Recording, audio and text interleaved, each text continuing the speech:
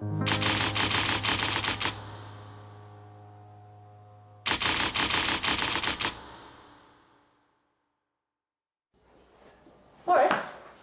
你話我有事？係啊，我你坐低先講。OK。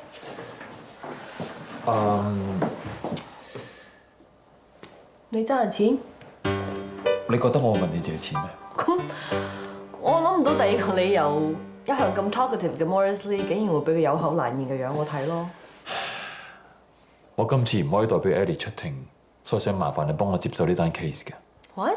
法庭 disqualify 我做個代表律師嘅資格。Why？ 你唔係真要我講啊嘛？咁你唔會接一單唔知頭唔知路嘅 case 啊 ？OK， 我6年前同阿 Ellie 係曾經拍過拖。唉，喂，你呢個係咩反應嚟嘅？即係同我之前睇到、估到、諗到嘅一模一樣咯。睇到、估到、諗到，咁你真係幫定係唔幫啊？之前你都同爹哋匯報過呢單 case 啦，咁即係我哋律師樓嘅 case 啦，咁我冇理由拒絕㗎。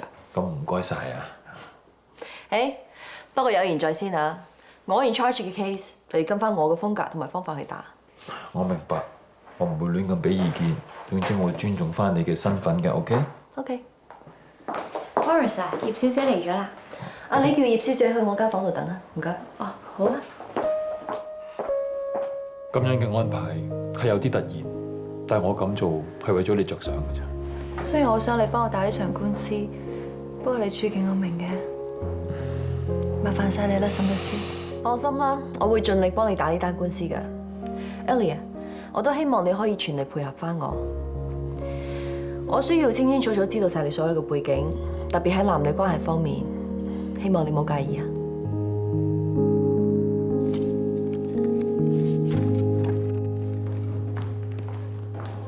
葉律師，今次多多指教啦。唔好咁講，上次見識過沈律師嘅打法，我都好期待今次同你交手。況且同 Morris 打過咁多次，都開始有啲悶。Of course， 輸咁多次都悶啦。交俾你啦，我嘅陪 Ellie。好。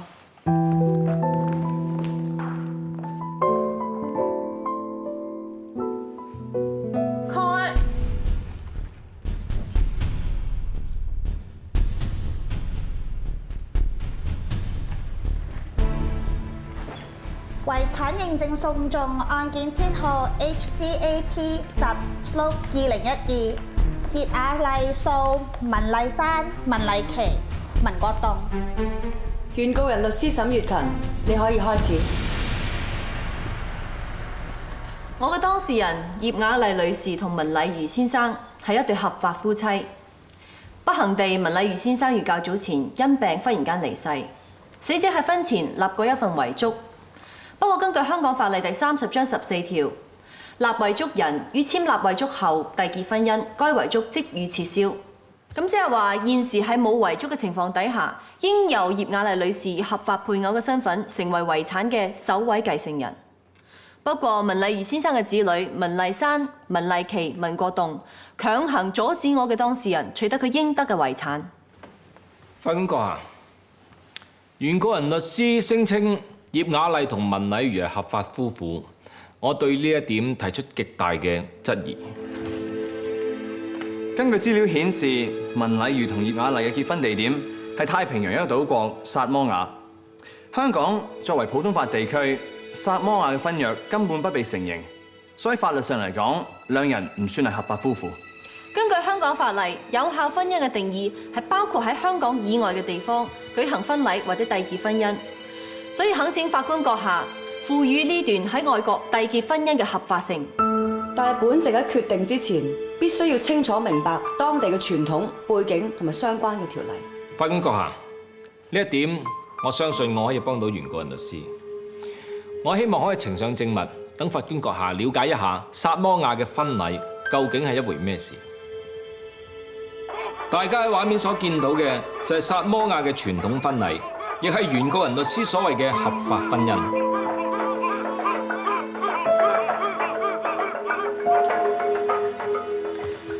呢段片係咩人拍嘅呢？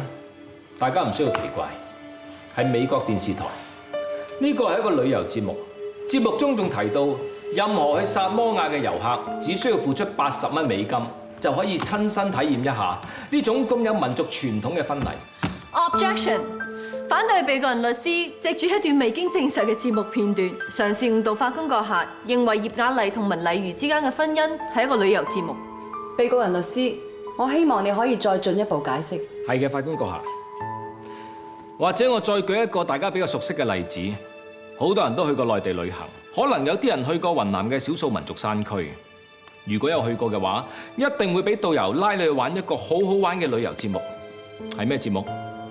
搶婚。搶婚係雲南少數民族嘅傳統婚禮，同薩摩亞嘅傳統婚禮一樣有族長證婚，一樣係有人圍觀拍手跳舞，仲飲晒酒揭晒面紗。如果你想玩得投入啲嘅話，甚至乎可以要求新娘子錫你一啖添。老實講，我覺得真過薩摩亞嘅多多聲。但係參與過嘅人，冇一個人會當呢個係正式嘅婚禮。觀禮嘅人冇一個人會當呢個係合法嘅婚姻。如果當真嘅話就慘啦！我諗一團旅行團翻嚟，有一半嘅人要鬧分別。Objection！ 唔使 objection 住。如果我仲未解釋得清楚嘅話，有個當事人可以同大家講呢段所謂嘅合法婚禮係幾咁兒戲。法官閣下，我想傳召葉雅麗出庭作供。請你先介紹一下自己。我叫葉雅麗，係文教授嘅太太。你手上面嘅戒指就係當日嘅結婚戒指。係文教授送俾我㗎。麻煩你可唔可以舉高俾大家睇一睇？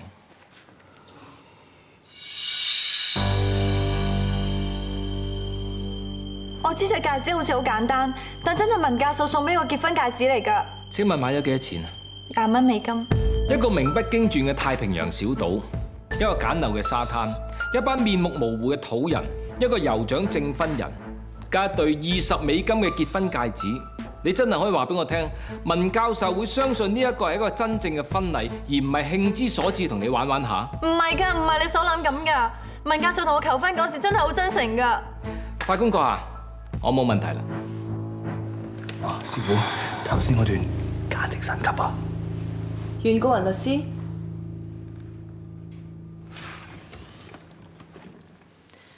一段合法嘅婚姻，除咗形式之外，更加重要嘅係結婚雙方有冇全心投入嗰段婚姻。係，被告人律師係可以抹黑我嘅當事人，佢哋夫婦嘅婚禮係好簡陋、好唔正規。但有一個事實，佢係唔可以抹黑，就係我嘅當事人葉雅麗女士對文禮如先生係情投意合，佢認定咗對方係終身伴侶，文禮如亦如是啊。法官閣下，呢一個想法會唔會係原告人律師嘅美好意願呢？情投意合，我只係睇到呢段婚姻係幾個唔合情理。講學歷，男嘅係文學博士、大學榮譽教授，女嘅係中學畢業。講社會地位，男嘅係受人尊重嘅名校校長，女嘅係 nothing。講年紀，男嘅係80歲，女嘅係28歲，相差50幾年。如果要我用4個字嚟到描繪呢段婚姻，我會用老夫少妻。呢一個想法根本就證明咗被告人律師係戴住有色眼鏡去睇人，所以先至會覺得背景、身份、年齡有別就唔可以有一段美好嘅婚姻。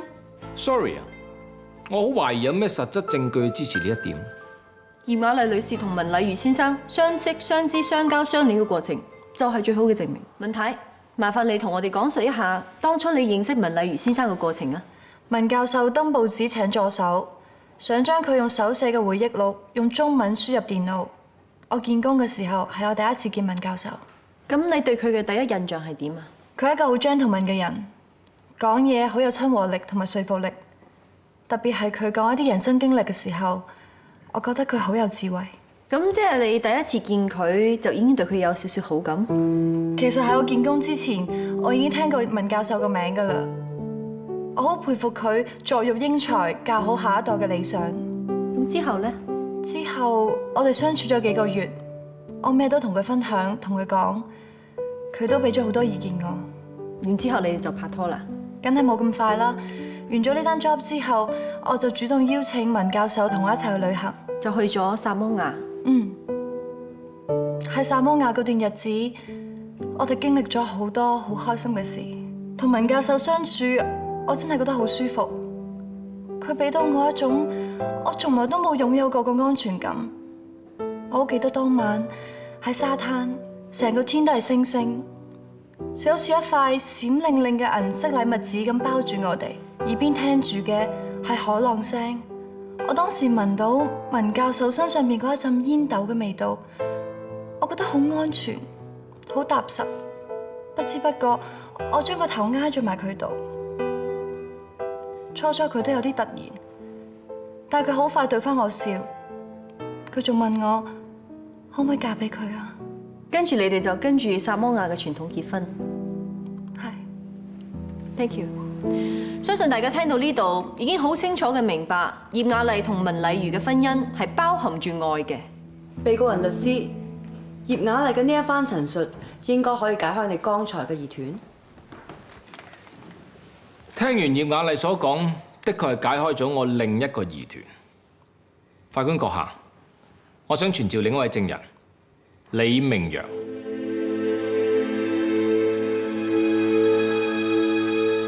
李明陽先生，你可以簡單啲講述你同葉雅麗係乜嘢關係嘛？朋友。朋友嘅定義係男女朋友？唔係。咁6年前呢？男女朋友。親密程度去到咩階段？我哋曾經同居過。Objection！ 李明陽同葉雅麗之前嘅關係並唔影響本案。絕對影響本案。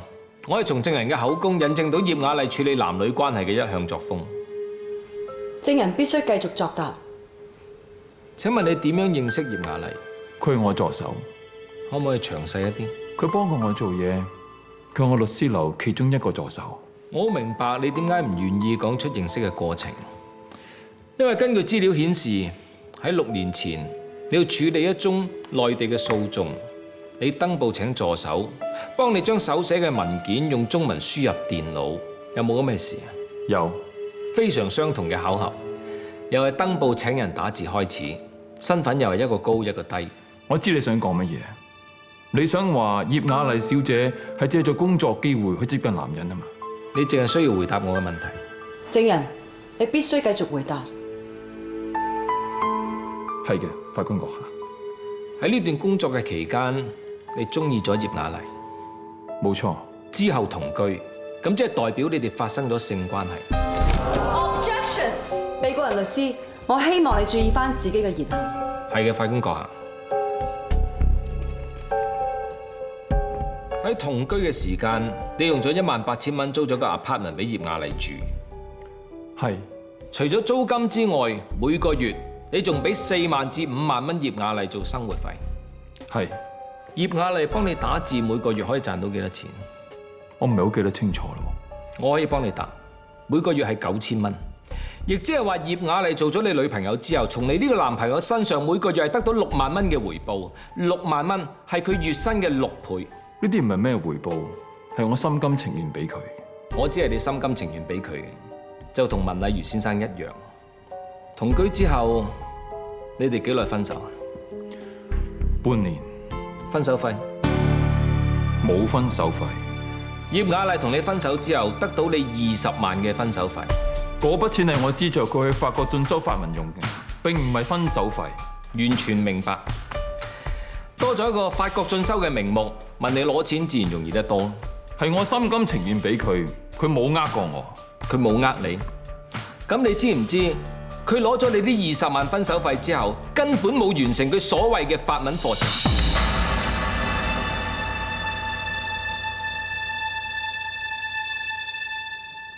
我唔係太清楚，因為之後我再冇聯絡佢。正確啲嚟講，應該係葉雅麗攞咗你嘅錢之後，再冇聯絡你。點解你唔一早同我講清楚咧？講清楚啲乜嘢啫？你知我講緊乜嘢㗎？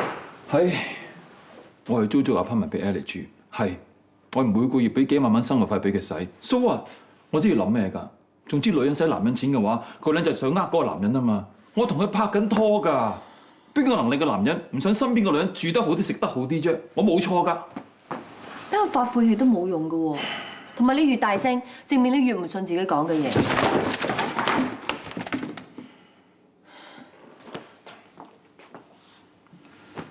Sorry。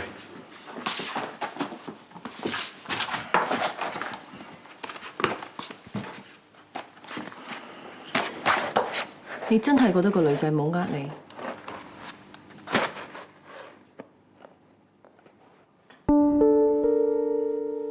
聽完剛才李明陽先生嘅證供，相信大家都好清楚，無論係文禮如先生，抑或係李明陽先生，都係感情騙局裏邊嘅受害者。葉雅麗每次都係利用佢嘅年輕貌美，去騙取大於佢工作能力所能賺到嘅金錢。我冇呃文教授，我冇呃 Morris， 我冇呃任何人啊！葉雅麗女士，你唔好話俾我知，你會唔知道一張由香港飛薩摩亞嘅商務機票係港幣3萬蚊？你會唔知道一晚豪華雙人套房係港幣1萬蚊？你會唔知道文禮如送俾你嘅鑽石戒指係港幣30萬？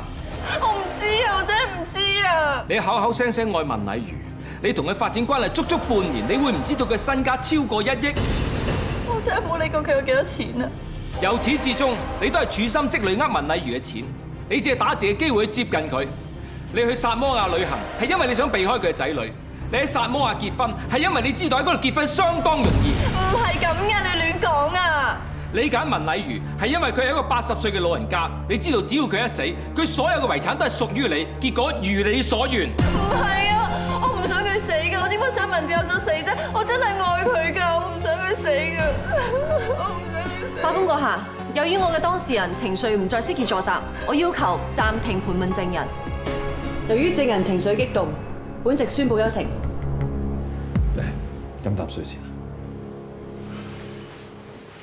場官司我唔打啦，佢哋個個都話我係衰人，話我呃文教授啲錢，因為錢先同佢一齊，我唔要啦，我一毫子都唔要啦。咁佢哋滿意啦，佢哋可以放過我啦。Morris， 你信我啊，我真係冇呃過你㗎，我呢一世人，我淨係愛過2個男人。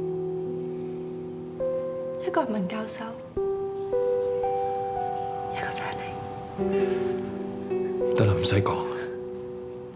我知你冇講大話，我知你冇呃我。我都轉咗嚟信我，但係佢哋冇用我都算啦。點解冇用埋文教授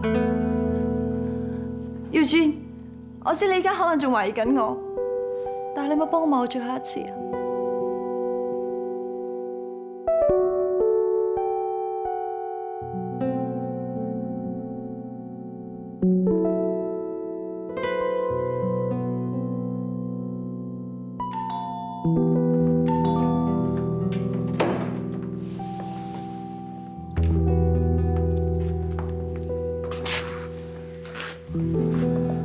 你約我出嚟唔知係咩事？Ellie 已經決定咗唔再打呢場官司。都好嘅，我諗文家嗰邊都唔想糾纏落去。不過葉小姐同時都提出咗一句要求。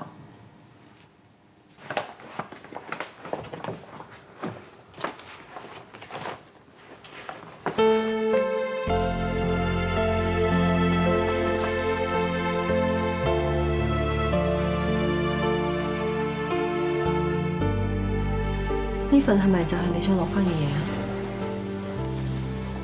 呢一份就係文教授嗰本回憶錄嘅手稿。嗰陣時佢一邊寫，我就一邊幫佢輸入電腦。就喺呢間房度。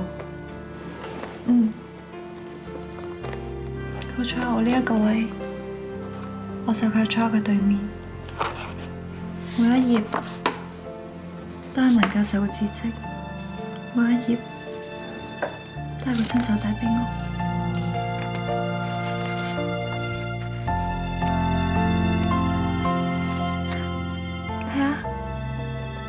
一個哈哈笑樣同埋加油，係我趁住佢斟咖啡嗰陣時偷偷地畫俾佢嘅。呢一笪跡係佢寫到攰嗰陣時手震震咁飲咖啡，一個唔小心就滴咗一滴落去，真係撚盡。不過每一次我見到呢個啡色哈哈笑，佢都會笑住口同我講：呢個啡色嘅哈哈笑，都成個土人咁㗎，真係第一次見。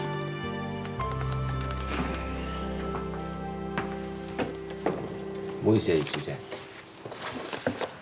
冇人有權擅自攞走文教授嘅遺物。我想留做紀念嘅啫，咁都唔得。唔好意思，你同我出廳傾。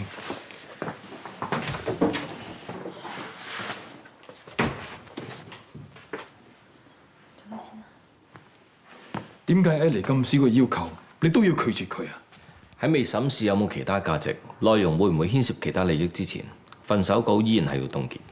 余英偉，而家唔係打緊官司，你唔好用呢種官腔嚟同我講嘢啊！之前向法庭 ，Ellie 已經受咗好多委屈㗎啦。我知每個律師為咗贏官司，用盡所有方法鋤低對手，你嘅目的達到咗啦。個個都以為 Ellie 呃緊文教授㗎。同埋佢都講咗話唔再打官司啦，你仲想點樣啫？佢已經放棄晒所有嘢，佢翻嚟只不過想攞翻份手稿做留念啫。你都揾埋嗰啲咩不知所謂藉口嚟留難佢，審視咩料？喂，我哋大家好清楚知道呢一份手稿係冇任何實質價值㗎。我已經冇嘢可以幫到 Ellie 啦，你就當幫我一次咁多咧，可唔可以啊？夠啦。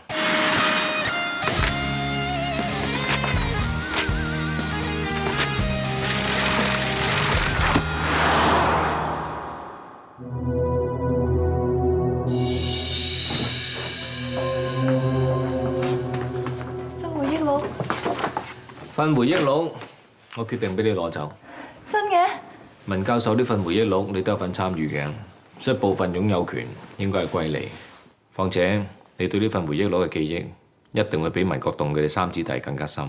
我諗交俾你更加有價值。多謝你啊，余律師。呢個人情我會還翻俾你。唉，人情呢樣嘢，我多到你唔信啊！唔好以為我咁無情先得嘅。我希望你哋聽朝一早開庭咧，可以提出撤銷訴訟，完結呢單官司。Sorry 啊，唔好意思，呢單官司我決定咗會繼續打落去。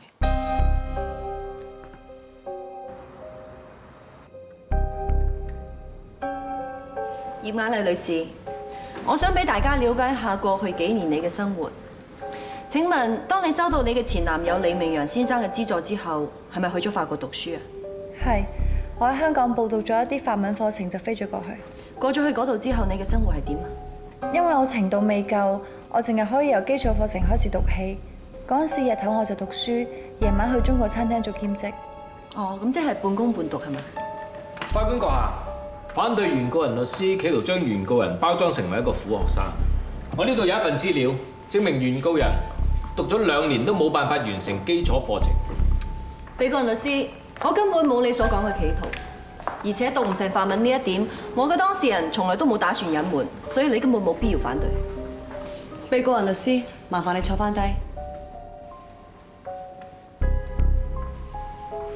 葉女士，你可以繼續講下點解你收尾冇讀到法文？雖然嗰2年我好俾心機讀書，但係始終都係跟唔上，可能我天分唔夠，所以我決定唔再浪費時間翻嚟香港。咁你翻嚟之後嘅呢3年，你嘅生活又係點呢？主要都係做一啲散工，文職、侍應、售貨員我都做過。點解唔揾份長工做啊？因為我想留翻多啲時間做自己中意做嘅事。但你要知道，做散工嘅收入始終係比較少，你覺得冇問題？其實我要使嘅錢唔多，我要住喺大嶼山，啲租都比較平。法官閣下，反對原告人律師不斷引導證人回答，企圖令大家覺得原告人甘於過平淡嘅生活，並唔係一個貪錢嘅人。呢個唔係一個事實。事實就係，以原告人中五嘅學歷，競爭力根本唔強，佢揾唔到長工做，導致收入唔穩定。喺冇辦法嘅情況底下，先至會搬去大嶼山呢啲咁偏僻嘅地方住。佢捉襟見肘嘅生活，更加證明佢需要錢。被告人律師，請你唔好再以個人嘅推斷而批評我嘅當事人。佢簡樸嘅生活，只係證明佢唔在乎錢，對基本生活嘅要求好低，並唔覺得辛苦。呢個根本係你個人嘅推斷，係以偏概全。以偏概全嘅係你。你話我當事人係逼不得已先至搬去大嶼山啊嘛？但係事實係點呢？事實係因為佢中意蝴蝶，佢喺嗰度可以幫手清除有植物殺手之稱嘅薇金菊，令到開花植物唔至於俾薇金菊攀附而枯死，咁個蝴蝶就可以得以繼續聚集。據我所知，薇金菊喺西貢薄扶林都有，點解佢唔搬去嗰度住呢？揀搬去大嶼山住就係為咗清除薇金菊，而唔係貪嗰度啲租平。法官閣下，呢一張感謝狀足以證明我嘅當事人的而且確參加過一個為期2年嘅保育蝴蝶義工計劃。唔該。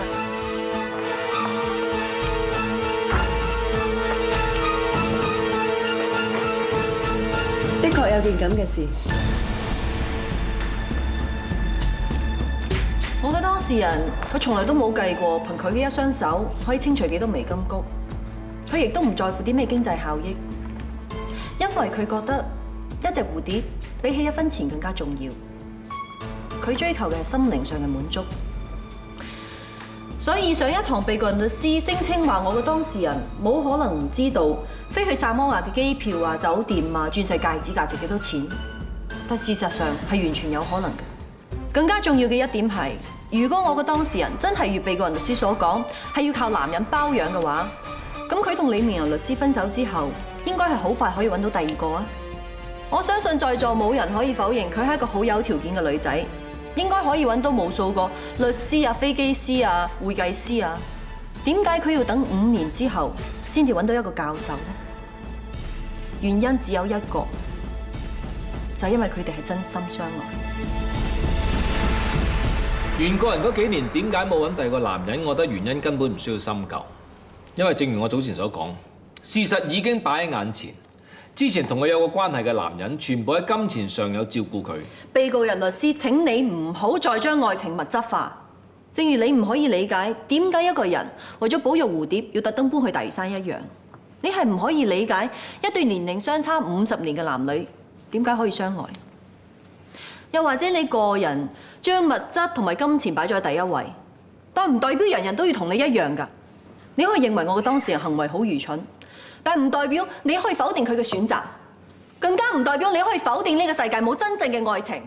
法官閣下，反對原告人律師對我作出人身攻擊。反對無效。本席認為原告人律師只係陳述一個可能性，並唔算係人身攻擊。而呢一單案嘅重點係釐定乜嘢為之真正嘅愛情，當中嘅物質同埋世俗嘅眼光有啲乜嘢嘅影響。所以原告人律師嘅論點係非常之關鍵。原告人律師，你可以繼續。多謝法官閣下。剛才我已經證實咗我嘅當事人嘅為人，佢對物質冇咩要求，只係追求心靈上嘅滿足，所以佢會愛上文禮如教授並唔出奇。但係愛情係雙方面嘅，所以我都想俾大家了解下文禮如教授到底係一個乜嘢人，佢嘅生活又係點，有冇可能同我嘅當事人發生愛情？法官閣下，我要求傳召文禮如教授嘅3位子女作供。請證人簡單介紹下自己。我係文麗珊，文禮如嘅大女。根據資料顯示，文女士，你喺20年前同你嘅先生、女兒移民咗去加拿大。當時你嘅父親文禮如教授即將退休，點解你會選擇移民去外國，而唔選擇留喺香港照顧佢呢？阿爸健康嘅狀況一向都好好，而且我移民係想為咗俾個女有更好嘅學習環境。作為校長，阿爸佢好支持。但據我所知，文禮如教授好少出國。咁喺呢20年期間，你哋有冇見過面？有，每年嘅暑假我都會翻嚟1個月。點解選擇喺暑假呢？因為我個女要放暑假先有時間翻嚟，又可以順便喺附近嘅國家遊學，而且阿爸暑假都得閒。OK， 唔該晒。我係文麗琪，文禮如嘅兒女。文女士，據我所知，你喺英國讀完書之後就留喺當地生活，同你家姐一樣，長期喺外地，得翻你阿爸一個人喺香港嘅屋企。咁你哋有冇考慮過，其實佢可能會悶㗎？我阿爸一向咧都好中意自己一個人嘅，又中意睇書。我聽佢講咧，佢淨係書房嘅書咧，都已經俾咗佢好多嘅樂趣㗎啦。OK，咁你哋多唔多見面啊？我每年復活節咧都會翻嚟探佢嘅。復活節？點解唔係第二啲節日，譬如農曆新年？你知中國人，尤其係老人家，都好喜歡喺新年嘅時候有屋企人喺身邊㗎。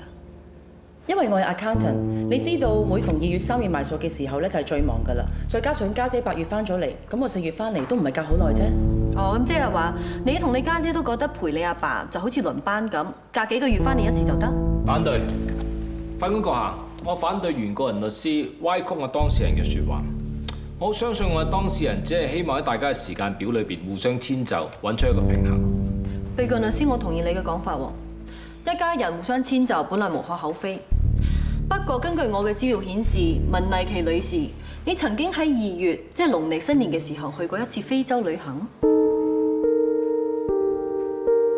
至於文麗珊女士選擇喺暑假翻嚟，亦都係遷就自己居多，因為文禮宇教授喺暑假嘅時候反而要比平時更加忙。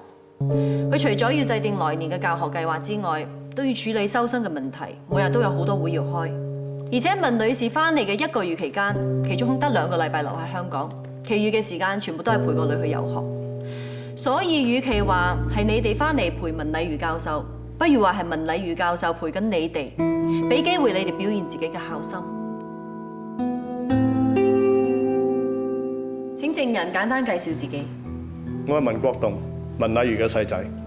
文先生，可唔可以同我哋形容下你同你阿爸嘅關係？我阿爸係一個好傳統嘅人，我同佢關係唔 close， 但我哋都明白，我哋大家互相關心。所以2年前，我喺英國讀完醫科之後，選擇翻嚟香港實習，希望可以有多啲時間陪到佢。咁你喺陪佢嘅時候，你哋通常一齊做啲乜嘢？我哋每個禮拜都會去食飯，有時怕佢悶，我會帶佢食啲其他嘢，例如飲下茶、上海菜、越南菜、法國菜，仲會帶佢去一啲特色嘅餐廳試下，例如好似墨西哥啊、俄羅斯餐廳等等。你介唔介意同我哋講下，你哋平時食飯嘅時候會傾啲乜嘢？都係我工作上面嘅嘢多。咁佢會唔會都講下自己嘅近況啊？我阿爸係一個沉默寡言嘅人，甚至乎有時我問到佢都唔會多講，我都習慣嘅。據我所知，呢幾個月你哋少咗見面係嘛？係。呢排我成日打電話俾佢，都好難約到佢。你唔覺得奇怪？最初我以為佢忙緊寫佢嘅回憶錄，因為今年生日佢提過。我覺得呢個 idea 好好，因為我阿爸喺教界成功，的而且確有好多嘢令到後輩可以參考同埋效法。我好支持佢，我同佢講，如果需要我幫嘅話，你可以揾我。但係佢冇，反而法官閣下，我幾位當事人嘅證供充分表現咗佢哋對父親嘅關愛，亦都證明咗文禮瑜係一個樂於獨處嘅人。而今次嘅案件正正緣起於原告人利用文禮瑜獨處嘅機會，借幫佢回憶錄打字為名，乘虛而入。法官閣下，事實根本就係同被告人律師所講嘅係完全相反。文禮瑜教授喺寫呢個回憶錄嘅過程，根本就係證明咗佢嘅退休生活係幾咁孤獨同埋寂寞，直接到我嘅當事人出現為止，先至有翻意義。反對，呢個純粹係原告人律師個人嘅推測。冇錯啊，其實無論由我哋邊個去講文禮瑜教授嘅心聲，都只係推測。所以我覺得我哋應該聽翻佢本人點講。人已經過咗身，唔通原告人律師會相信一啲唔科學嘅方法，好似話請文禮瑜教授嘅靈魂上嚟作供咁荒謬啩？我的確係打算請文禮瑜教授嚟作供，不過唔係佢嘅靈魂，係佢嘅文字。文禮瑜教授嘅回憶錄總共寫咗46章，係由我嘅當事人幫佢打字嘅。係啊，回憶錄我都睇過，但未寫到佢退休生活。文禮瑜教授已經過咗身。咁係因為你唔知道最後仲有1個章節。呢一份手稿係文禮瑜教授親手所寫，我相信在座冇人睇過，甚至連我嘅當事人都唔知道。法官閣下，我懇請你容許我讀出呢個章節。文禮瑜教授嘅文字會代佢講說話，話俾我哋知佢係咪真係同佢嘅當事人真心相愛。請你讀出嚟。呢本回憶錄本來我覺得寫唔落去，我會再提翻支筆，係因為我最近有一種從未有過嘅感受。我姑且都算係一個文人，只可以用支筆記低佢。呢個章節我唔係寫俾人睇，亦都唔會符合一般人對回憶錄嘅期望。我唔會再寫自己有咩成就，有咩遺憾。我只係想寫對一個人嘅感覺，一種心靈嘅契合。佢依家已經係我生命中最重要嘅人。我記得第一次見佢，因為我要請個助手幫我個回憶錄打字。嗰日佢一早上嚟見工。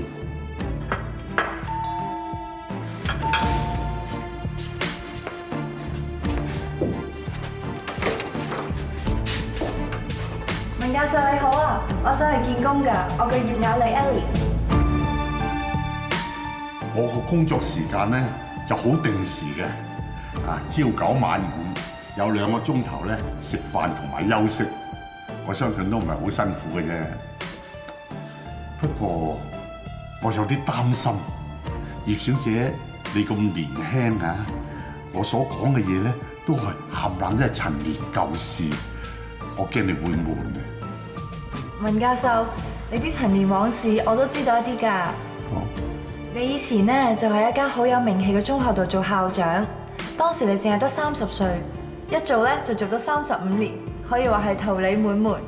退休嘅時候咧，學校仲將一個小花園用你個名做命名，可以話係表揚你嘅貢獻啊！點解？你知道咁多嘢嘅？我上網查過咯。哦，咁我真係 out 啦。不過好難得，你為咗一份合約嘅工作搜查咁多資料啊！我唔淨止係為咗你，我都為咗我自己㗎嘛。因為我每做一份工作，我都要真心想做，我先至可以投入得到。所以嚟見工之前，我特登去 study 過你嘅背景，睇下呢一份工係咪真係值得做。我真係好欣賞你呢30幾年嚟嘅堅持。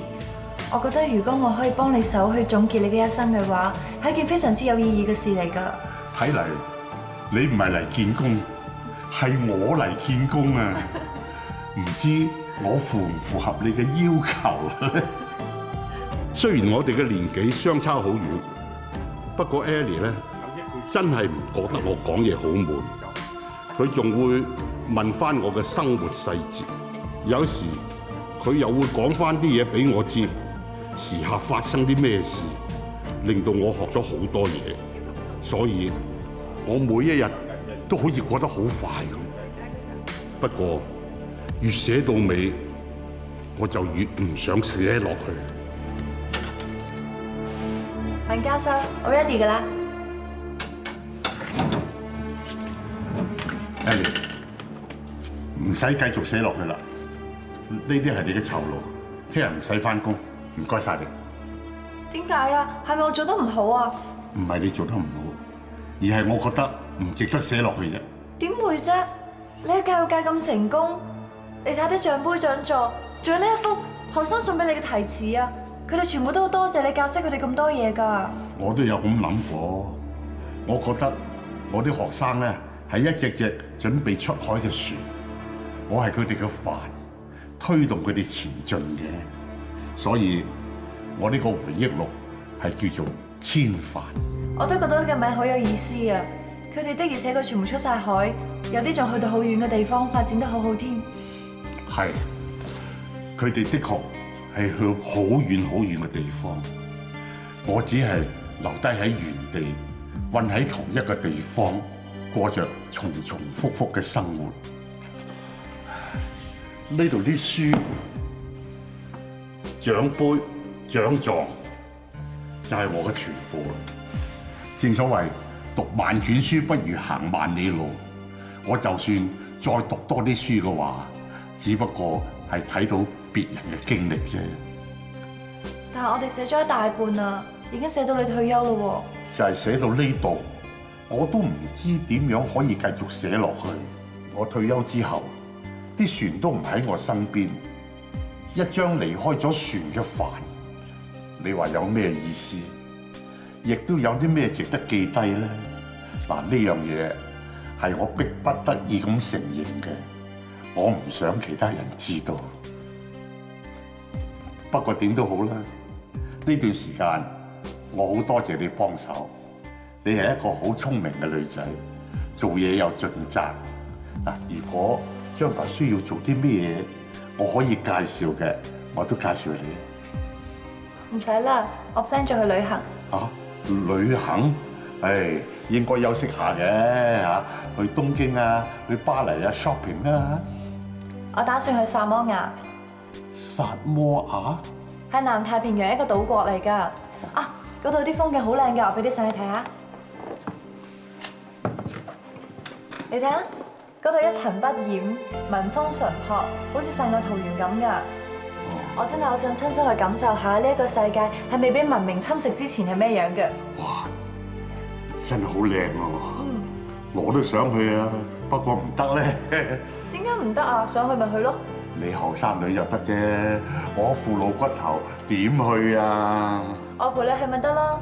呢個地方係全世界最 peaceful 嘅地方，任何年齡、任何種族，佢哋都咁歡迎㗎。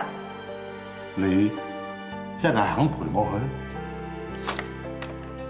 橫掂你都出咗糧俾我，仲有1個月先夠期，就等我同你揚帆出海啊！文教授，邊人着到好似你咁樣去島國㗎？簡直浪費晒啲陽光啊！我不嬲都係咁着法㗎啦。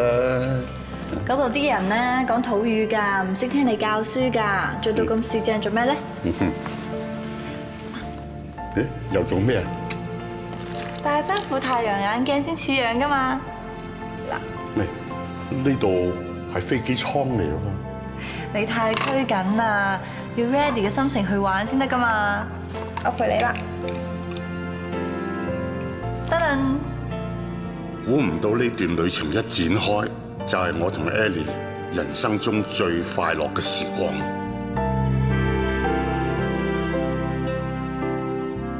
法官閣下，喺文教授所描述嘅呢段旅程入邊，佢亦都影咗好多相留念。希望法官閣下可以批准呈堂。凌晨時在地上排列你與我，未有處理那碎片，將戲飛一堆，安靜看下去，我又怎麼可眼前？長櫃藏着舊物，留下了線索，落魄還如何避免？給我多一刻。一直掛念你，我便能遺忘昨天。一串冰冷的鎖匙，沒人用，誰還在意？一隻灰暗的指環，誰要留戀？留戀至此，殘缺的一地雜物，代表一對愛人。前情與自照片撕開了兩份。來吧，趁戀相時投盡。